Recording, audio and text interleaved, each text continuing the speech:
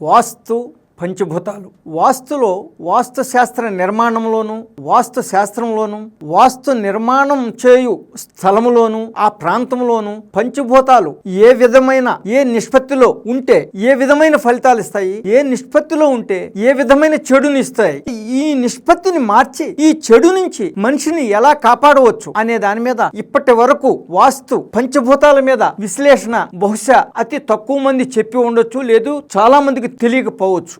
దీని మీద నేను ఇప్పుడు అనేకమైన ఎపిసోడ్స్ను ముందు మీకు అందించే ప్రయత్నం చేస్తున్నాను. ఇక ముందు ఇలాంటి ఎపిసోడ్స్ని మీకు అందించే ప్రయత్నాన్ని నేను చేస్తున్నాను. ఈ పంచభూతాలు ధర్మాలు ఏమిటి, పంచభూతాలు ఏమిటి, వాస్తు ఏమిటి, ఇల్లు నిర్మాణానికి గాలి వెలుతురే కదా అనే దృక్పథంలో ఉన్న ఈ వాస్తు శాస్త్ర ఆచరించే ప్రేమికులకు ఇది ఒక కొత్త అన్వేషణతో మీకు అందిస్తున్నాను. పంచభూతాలు, అసలు పంచభూతాలకి వాస్తుకి సంబంధాన్ని చెప్పాలి అంటే పంచభూతాలు ఏంటో ముందు మనకు తెలియాలి. పంచభూతాలు ఆకాశము, వాయువు, అగ్ని, జలము, భూమి, ఈ ఐదిటిని పంచభూతాలు. ఈ పంచభూతాలకు కూడా ధర్మాలు ఉంటాయి. మనిషికి స్వభావం ఎలా ఉందో, ఒక్కొక్క జంతువుకి స్వభావం ఎలా ఉందో, ఒక్కొక్క వృక్షానికి, చెట్టుకి, ఆకుకి ఏ ధర్మం ఉందో పంచభూతాలకు కూడా ధర్మాలు ఉన్నాయి, స్వభావ ధర్మాలు ఉన్నాయి.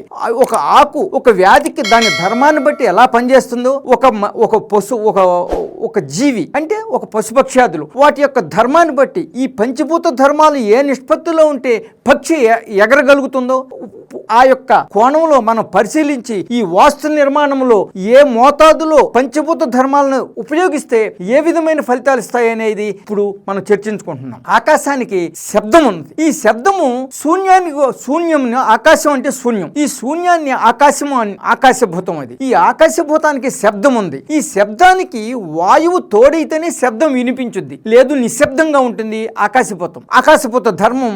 శబ్దము, నిశ్శబ్దము, శూన్యము, ఈ మూడు ధర్మాలు ఆకాశభూతానికి ఉన్నాయి. వాయువుకి శబ్దము, స్పర్శ, మనకి స్కిన్ ఉంది, శబ్దము, స్పర్శ ఉంది వాయువుకి. అగ్నికి శబ్దము, స్పర్శ, రూపము, మనం చూసే యొక్క రూపాలు, రంగులు, అనేకమైన రూపాలను దర్శించే భాగ్యం ఒక అగ్నిభూతం నుంచి మనం పొందుతున్నాం. ఈ అగ్నిభూతంలో శబ్దము, స్పర్శ, రూపము. శబ్దము ఉంది, ఉజ్వలంగా లేదు. ఈ అగ్ని పైకి నడుస్తుంది. అగ్ని ఎప్పుడూ కూడా ఫైర్ పైకి వెళ్తుంది. జనరల్గా చూడండి, పైకి వెళ్తాం అంటే మన శరీరంలో అగ్ని సంబంధమైన వ్యాధులన్నీ కూడా ఈ యొక్క నడుము నుంచి పైకి తంతా ఉంటాయి, పైకి వస్తుంది, కిందికి వెళ్దు. అదే జలభూతము, శబ్దము, స్పర్శ, రూపము, రసం, టేస్ట్ ఉంది. మనకి జలానికి రుచి ఉన్నది. శబ్ద, స్పర్శ, రూప, రసం, ఈ నాలుగు జలభూతానికి కలిగి ఉన్నది. శబ్ద, స్పర్శ, రూప, రస, గంధగుణం ఈ భూమికి 5 గుణాలు కలిగి ఉన్నాయి. ఈ భూమి మీద మనం నిర్మాణాన్ని చేస్తున్నాం. ఈ భూమి మీద ఈ శబ్ద, స్పర్శ, రూప, రసగంధాలు కలిగి ఉన్న ఈ భూమి మీద నిర్మాణాన్ని కట్టి మనం అనుకున్నది, మన యొక్క భావానుభూతికి అనుకూలమైన నిర్ణయాలు, మన యొక్క ఆశయాలు, మన యొక్క కోరికలను తీర్చుకునే విధంగా ఈ వాస్తుశాస్త్ర నిర్మాణాన్ని చేసుకోవచ్చు అని మన ఋషులు ఈ యొక్క జ్ఞానాన్ని మనకి వారసత్వంగా అందించారు. అందుట్లో భాగమే ఈ యొక్క వాస్తులోని పంచభూత ధర్మాల విశ్లేషణ. ఈ పంచభూత ధర్మాలు ఈ వాస్తులో ఏ విధంగా ఉంటాయి, ఏ విధంగా ఉపయోగించాలి అనేది ఇప్పుడు మీకు సూక్ష్మంగా తెలియజేస్తున్నాను. ఒక భూమి 4 మూలల చదరంగా ఉన్నప్పుడు, ఇది భూమి రౌండ్. ఈ భూమి 4 మూలల సమానంగా ఉంది. తూర్పు, పశ్చిమం, దక్షిణం, ఉత్తరం. నీరు, ఇదిగో పంచభూతాలు. భూమి ఇది అగ్నిభూతము, ఆకాశభూతము, వాయుభూతము, నీరు, ఈ 5. ఇక్కడ నేను మీకు విశ్లేషించినట్టు వాటి ధర్మాలు ఎలా ఉన్నాయో ఒక్కసారి స్టార్టింగ్ లో చెప్తున్నాను. ఈ ఆకాశం, ఇదిగో శబ్దం ఉంది అని ఇక్కడ రాశాను నేను. వాయువు, శబ్దము, స్పర్శ ఇక్కడ ఉన్నది. ఇదిగో అగ్ని ఉన్నది, శబ్దము, స్పర్శ, రూప అని పెట్టాను. ఇక్కడ జలం ఉన్నది, శబ్ద, స్పర్శ, రూప, రసం. 4 గుణాలు ఈ నీరుకున్నది, ఈ 3 గుణాలు ఈ అగ్నికున్నది, ఈ గుణము ఆకాశానికి ఉన్నది, ఈ 2 ఇన్ని. ఈ 5టికి సంబంధించి మానవుడికి కన్ను, ముక్కు, చెవి, వినటానికి చెవి ఉన్నది, చూడటానికి కళ్ళున్నవి, దృష్టి అగ్నిభూతము, రుచికి నాలుగు ఉన్నది, చర్మం, స్పర్శ అంటే జనరల్ గా పెదాలు. ఈ హెడ్ అంటానికి కారణం ఏంటంటే ఈ స్పర్శ అనే నిర్వచనానికి పెదాల్లో ఈ ముద్దు పెట్టే విధానం అక్కడి నుంచే వచ్చింది. స్పర్శతో మనిషి స్పందిస్తాడు. ఈ యొక్క వాయుభూతం, ఆకాశభూతం ఇది. ఈ భూమికి శబ్దము, స్పర్శ, రూపము, రసము, గంధగుణం కూడా ఉంది, ఈ మధ్యలో ఉంది. ఇది 4 మూలలు. అంటే 4 ఈ విధంగా ఉన్నప్పుడు నిర్మాణం ఇలా ఉంటే సమాన మోతాదులో ఈ పని చేస్తాయి. ఎక్కడ పని చేస్తాయి? ఈ ఆకాశభూతం ఇక్కడ ఉంది, ఇక్కడ 100% ఉంది, 100% ఉన్నది. ఇక్కడికి వచ్చేటప్పటికి శబ్దము స్పర్శ రెండు ఉన్నాయి, అంటే 50-50 అయిపోయింది. ఇక్కడ ఈ ఆకాశభూతంలో ఈ యొక్క వాయుభూతంలో ఆకాశభూతం యొక్క ధర్మం ఎంత శాతం ఉన్నది? ఇక్కడికి వచ్చేటప్పటికి 50%కి వస్తుంది. ఇది ఇక్కడికి వెళ్ళేటప్పటికల్లా అగ్ని శబ్ద స్పర్శ రూపం ఉన్నది అగ్నికి. ఈ శబ్దము వాయువు దీంట్లోకి వెళ్ళేటప్పటికి ఇక్కడ దీని యొక్క శాతం ఇక్కడికి వచ్చేటప్పటికి తగ్గిపోతుంది. 100% వేసుకుంటే మనకి ఈ రెండింటికి 25 వెళ్తుంటే దీనికి 50కి వెళ్ళిపోతుంది. ఈ యొక్క ఈ నిష్పత్తిని మనం ఉదాహరణగా చెప్పాను. ఈ విధంగా చేసుకుంటాం. అయితే ఇది సమానంగా ఉన్నాయి. ఇది అన్ని భూములు మనకి ఇట్లా సమానంగా ఉండవు కదా. దీర్ఘచతురస్రం అంటాం. పాత పద్ధతిలో ఉదాహరిస్తూ ఈ కొత్త పద్ధతిని అన్వయిస్తున్నాను. దీర్ఘచతురస్రం అంటున్నాం మనం. ఇప్పుడు వాడుకలో ఉన్న వాస్తుశాస్త్ర ధర్మాన్ని వాస్తుశాస్త్రాన్ని ఉపయోగించే భాషలో ఇది దీర్ఘచతురం. ఈ దీర్ఘచతురస్రానికి ఇది భూమి మధ్యలో ఉన్నది. ఈ దీర్ఘచతురస్రానికి ఈ నీరు అగ్ని భూతాలు దగ్గరగా ఉంటాయి. ఈ స్పర్శ ఆకాశము వాయువు భూతాలు దగ్గరగా ఉంటాయి. ఇక్కడ నిర్మించిన ఇంటికి పంచభూతాలు ఒక విధంగా పనిచేస్తే ఇక్కడ నిర్మించిన ఇంటికి పంచభూతాలు వేరే విధంగా పనిచేస్తాయి. ఇక్కడ చూడండి. అదే విధంగా ఇది కాకుండా ఉత్తరము దక్షిణము దీర్ఘచతురస్రం ఇట్లా తిప్పితే ఇది ఉత్తరము దక్షిణము, అంటే అగ్ని ఆకాశభూతాలు ఒక మోతాదులో పనిచేస్తే నీరు వాయువు ఒక మోతాదులో పనిచేస్తాయి. ఇది 4 భూతాలు సమానంగా ఉన్న ఇది యాంగిల్. 4 భూతాలు సమానంగా ఉండేది, 4 భుజాలు సమానంగా ఉన్నది. ఈ యొక్క పంచభూతాలు కలవు. ఇక్కడ ఏ భూత ధర్మం దానికే పనిచేస్తుంది. ఈ భూమి ఈ విధంగా ఉండి ఇక్కడ నిర్మాణం చేసేటప్పుడు ఏ భూత ధర్మం ఆ భూత ధర్మే పనిచేస్తుంది. ఈ భూత ధర్మాలు కలిసి డిస్టర్బెన్స్ రావు. ఇక్కడ వాస్తులో పంచభూతాలని బంధించడం తేలికవుతుంది, ఇక్కడ బంధించడం కొద్దిగా జటిలమవుతుంది. ఇక్కడ అన్వేషణతోటి అనుభవంతో పంచభూతాలను కానీ మన నిష్పత్తిని మార్చుకుంటే ఈ ఒక మంచి నుంచి చెడు నుంచి మంచి ఈ నిష్పత్తులను బట్టే వాస్తులో మంచి చెడులు ఆధారపడి ఉంటాయి అనేది సత్యం.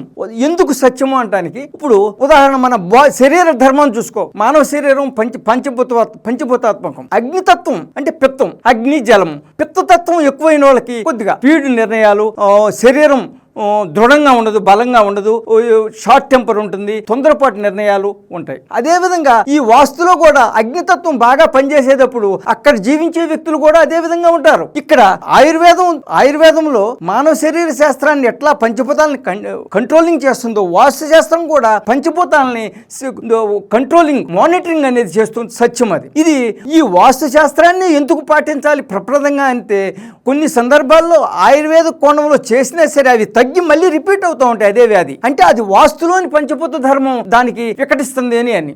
యూనిట్స్లో పంచభూత ధర్మాలు, వాస్తు నిర్మాణంలోని పంచభూత ధర్మాలు, మానవుల్లో ఉండే పంచభూత ధర్మాలు, ఈ మూడింటిని బ్యాలెన్స్ ఆఫ్ నేచర్ చేసేది ఒక వాస్తు శాస్త్రమే. వాస్తు శాస్త్రంలో ఈ యొక్క పంచభూత ధర్మాలని మనం ప్రతి అంగుళానికి వాల్యూ ఉంది. ఎందుకంటే ఈ 2 భూతాలు కలిసి ఈ యొక్క నిర్మాణం చేసే పశ్చిమం కంటే తూర్పు ఎక్కువ ఉండాలి, కానీ పంచమము ఎంత ఉంటే ఎంత ఎక్కువ ఉండాలి. దక్షిణాన్ని కంటే ఉత్తరం ఎక్కువ ఉండాలి. ఉత్తర స్థానం దక్షిణానికంటే ఉత్తరం ఎక్కువ ఉండాలి. దక్షిణానికంటే ఎంత శాతం ఎక్కువ ఉంటే ఏ విధమైన ధర్మం ఉంటుంది, ఈ పంచభూతాల యొక్క మోతాదు ఏ విధంగా ఉంటుంది, అదే దాని మీద వాళ్ళు వృత్తి, ఒకే వృత్తి. ఇప్పుడు సపోజ్ ఒక పోలీస్ ఆఫీసర్ ఉంటారు, ఒక పోలీసు వ్యవస్థ కంట్రోలింగ్, సమాజాన్ని శిక్షించి కంట్రోల్ చేసే, ఒక సంఘ విద్రోహులు లేకుండా చేసే ఒక వ్యవస్థ ఉంది. ఆ వ్యవస్థకి ఒక మోతాదులో పంచభూత ధర్మాలు కావాలా. వాళ్ళు సంఘాన్ని శాసించాలా, వాళ్ళంటే భయపడాలా, వాళ్ళు కొద్దిగా కఠినమైన మనసు కలిగి ఉండాలి. అంతేగాని బాబు దొంగతనం చేయబాకరా అంటే వాడు దొంగతనం చేయకుండా ఉంటాడా? ఒక పోలీస్ ఆఫీసర్ దొంగతనం చేయబోకనాయన అని చెప్తే దొంగ చేయకుండా ఆగుతాడా? అట్లాగే ఆ కఠినమైన నిర్ణయం తీసుకుంటానికి అనుకూలంగా ఈ పంచభూత ధర్మం ఉండాలి.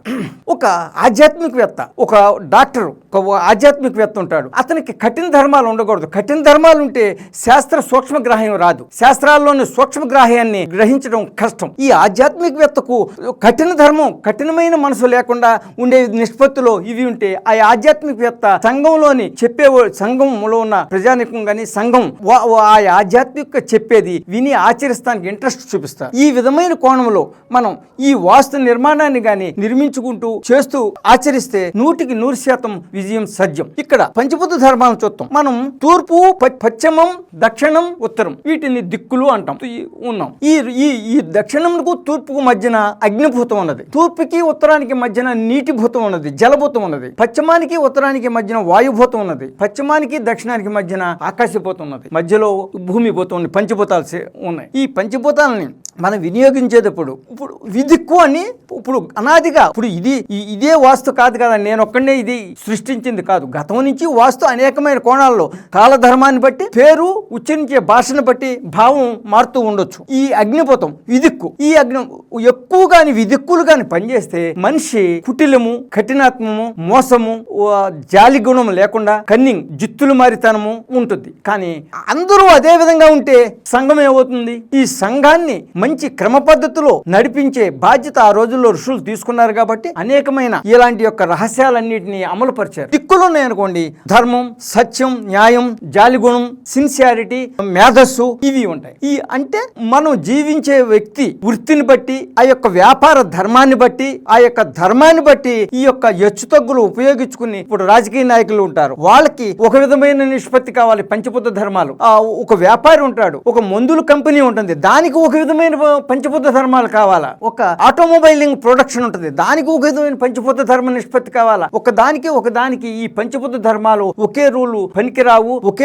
ఒకే రూలు వల్ల ఈ పంచభూతాలని ఉపయోగించి విజయం సాధించడం కష్టం. ఇది నేను చెప్పిన విశ్లేషణలో సత్యం మీకే అర్థమవుతుంది. దీని తర్వాత ఎపిసోడ్ని ఇంకా వివరంగా మీకు ఉదాహరణలతో సమర్పించుకుంటాను.